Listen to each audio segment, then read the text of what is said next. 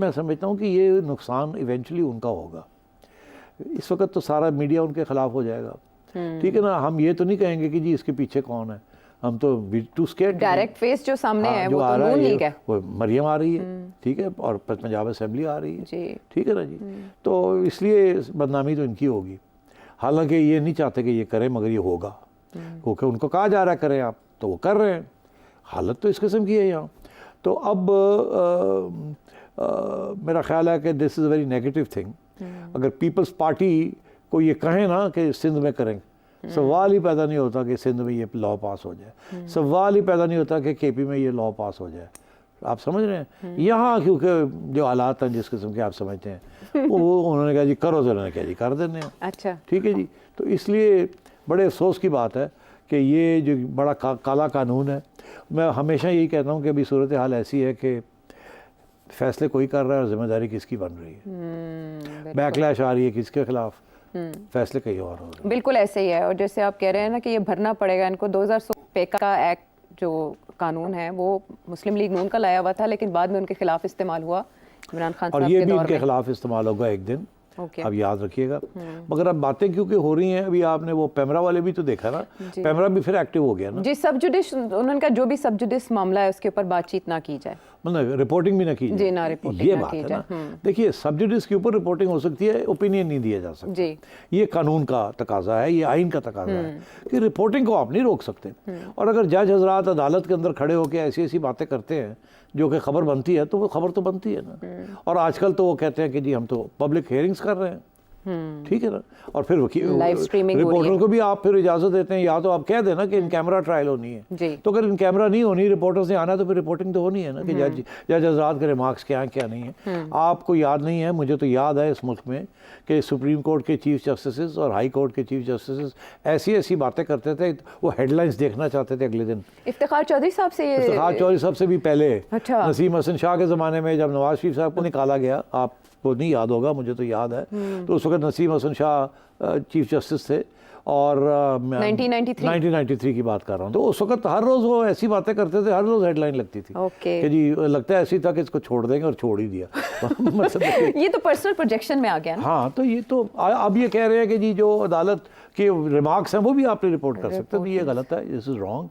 मैं समझता हूँ कि ये कहीं ना कहीं स्ट्राइक डाउन भी हो जाएगा। ये दोनों चीज़ें, या ये पैमरा का नोटिफिकेशन? पैमरा का नोटिफिकेशन, पैमरा एक्चुअली नोटिफिकेशन जो होता है वो तो वैसे ही चैलेंज हो जाता है जी, हो गया वो ये भी हो जाएगा। और मेरा ख्याल है इसके ऊपर भी कुछ स्टे मिल जाएगी, तो इम्प्लीमेंट नहीं होगा ये, ठीक है। नंबर 1। नंबर 2 मैं आपको आजकल पैमरा फिर एक्टिव हुआ है। अब समझ रहे ना, मैं लास्ट टाइम मैंने देखा था पैमरा एक्टिव था इमरान खान के ज़माने में, उस वक्त कहीं और से पैमरा को इंस्ट्रक्शंस आते थे, और वो सार आलम साहब ने बड़ी क्लियरली हर प्रोग्राम में बताया कहाँ से इंस्ट्रक्शंस आते थे। और इसीलिए फिर आप सार आलम साहब को भी उन्होंने वहाँ से निकलवा दिया, क्योंकि वो रेजिस्ट करते थे। तो पैमरा चलाते कोई और थे कहीं और से। आजकल भी वही सिचुएशन हुई हुई है। अब मुझे भी एक नोटिस आ गया, एक कहते हैं, मैंने कल के प्रोग्राम में या परसों के प्रोग्राम में ये कहा, पिछले हफ्ते कि जी ये FBR का जो लीगल सिस्टम है उसके अंदर इतने लेयर्स हैं जिसमें लॉयर्स आर इन्वॉल्व। तो मैंने कहा था ये इतने लीगल नहीं होना चाहिए, ये रैकेट ही बन गया है ये कि जी हर चीज़ जो है वो चैलेंज होती है, फिर चैलेंज होती है, फिर चैलेंज होती है। हालांकि ज़रूरत नहीं होती, एक चैलेंज के ज़्यादा नहीं होना चाहिए। और अब एक प्रपोजल भी थी गवर्नमेंट की तरफ से, IMF की तरफ से, गवर्नमेंट की तरफ से प्रपोजल है कि ये जो चैलेंजेस हैं इनको कम किया जाए। मैंने कहा था कि एक पहले ITO एक फ़ैसला देता है, वो फिर या हम चैलेंज करते हैं, क्योंकि हमारे खिलाफ आता है, हम चैलेंज करते हैं तो वो चला जाता है कमिश्नर के पास। कमिश्नर के पास हम जाते हैं, अगर हमारे हक में हो जाए तो जो डिपार्टमेंट है वो चैलेंज करती है, तो वकील आ जाते हैं। अच्छा। फिर वकील जो है ना वो सारा वक्त एडवाइस देते रहते हैं कि ये करें वो करें ये करें। तो मैंने कहा था ये लेयर्स इतने बंद करें। एक तो FBR के पैसे लगते हैं, एक दूसरा ये टाइम कंज्यूमिंग है।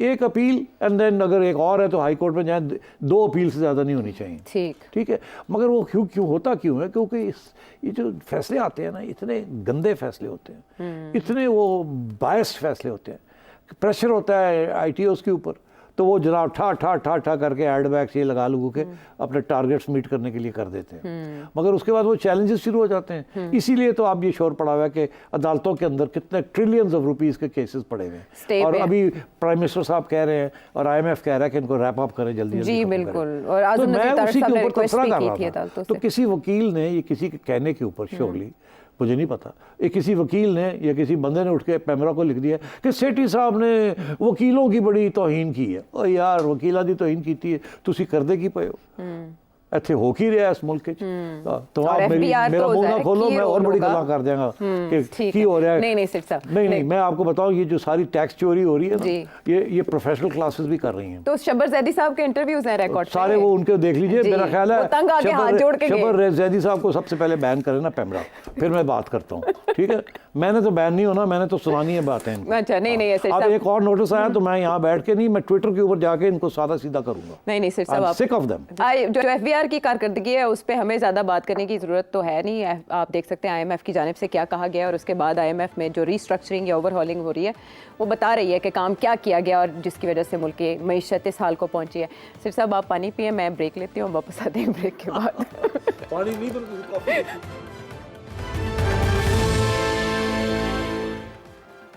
Welcome back to the show. सिट साहब आपके फॉलोअर्स बहुत जीनियस हैं। अच्छा हाँ, क्या सारे के सारे जितने लोग क्वेश्चन भेजते हैं बहुत डीप रूटेड होते हैं। अच्छा। और बहुत इंटरेस्टिंग होते हैं। चलो सुनाएं। अहमद हसान साहब हैं, क्या जानना चाह रहे हैं वो, बहुत इंटरेस्टिंग क्वेश्चन है उनका जी।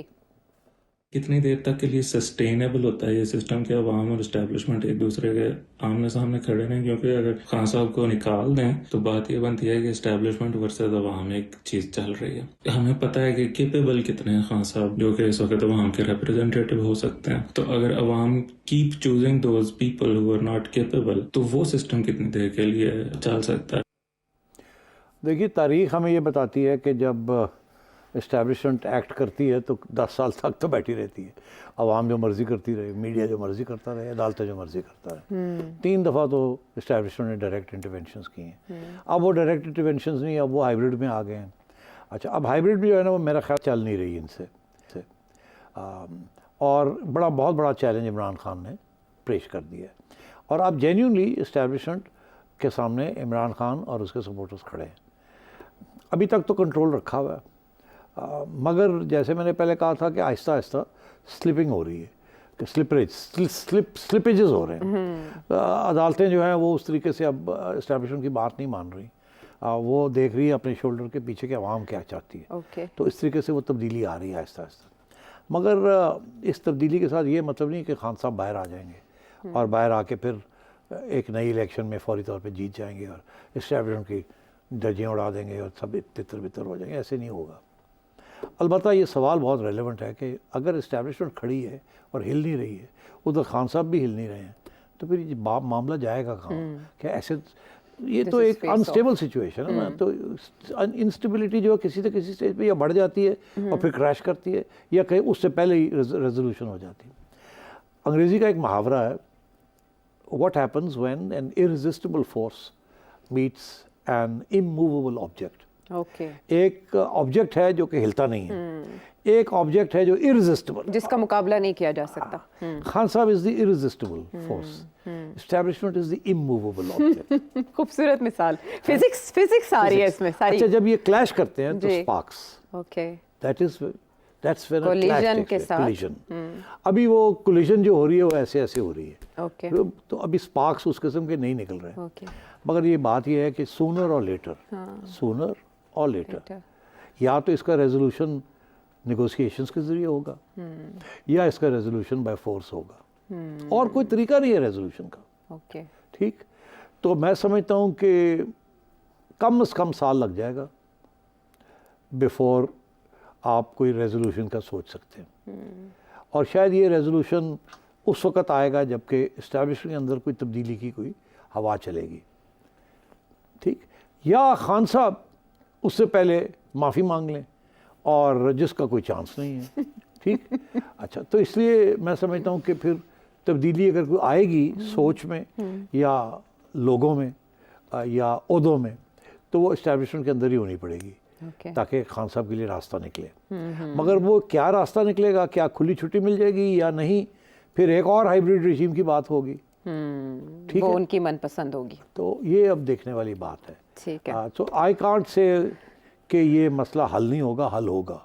प्रॉब्लम मेरे लिए ये है कि ये कब हल होगा। जितनी जल्दी हो जाए तो उतना अच्छा है मुल्क के लिए। मुल्क के लिए। अगर जितनी जल्दी नहीं होगा तो उतना नुकसान हो जाएगा और दिन ब दिन हालात ख़राब होंगे, फिर उससे वापस मुड़ना मुश्किल हो जाएगा। जब हालात ख़राब होने लगते हैं तो क्लैश होना शुरू हो जाता है, क्लैश के बाद पीछे हटना मुश्किल हो जाता है। अभी वो स्टेज नहीं आई मगर आ सकती है, बिकॉज अगर अदालतों ने खान साहब के केसेस ख़त्म करते गए तो फिर खान साहब को जेल में कैसे रखा जाएगा, फिर कोई और इक़दाम करने पड़ेंगे, ठीक, वो भी फिर चैलेंज होंगे। तो ये चैलेंजेस चलते रहेंगे, जिसके साथ इस्टेब्लिशमेंट और government on one side and judiciary and अवाम ऑन द अदर, ओके, ये इसका इक्वेशन बन रही है ये कोई, it's not a good situation. So मैं समझता हूँ कि सूनर और लेटर इसकी रेजोल्यूशन होनी पड़ेगी। आपने 1 साल दिया है ना? हाँ, मैंने कहा कम से कम 1 साल लग जाएगा, साल डेढ़ लग जाएगा। उस वक्त शायद कोई तब्दीली के इम्कान बने, कोई एक मूवेबल हो जाएगा या दूसरा जो है वो रेजिस्टेबल हो जाएगा, समथिंग लाइक दैट। समथिंग, कोई एक सोल्यूशन तो निकालना पड़ेगा। और इसके इम्कानात कैसे होंगे वो आपने जाना सेठी साहब से। रात के लिए इस नंबर पर अपना वीडियो मैसेज भेजिए। अगले प्रांत के लिए इजाज़त दीजिए।